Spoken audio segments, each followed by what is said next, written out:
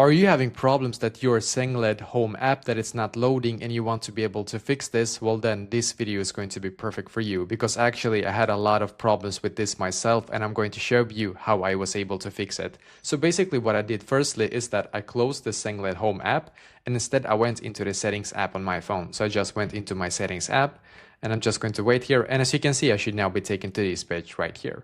So now in here, I just scrolled down and then I clicked on general. So I clicked on general, and you should now be taken here. So in here, I just scrolled down a little bit and then I clicked on storage, as you can see.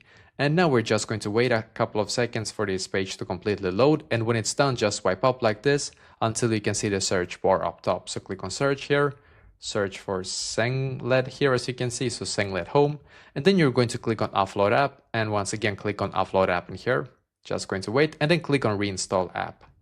And now just simply wait for the app to completely update to its latest version. It's very quick for me here, as you can see, so should just take you a couple of seconds. Then go back and hopefully now it's going to fix this for you as well.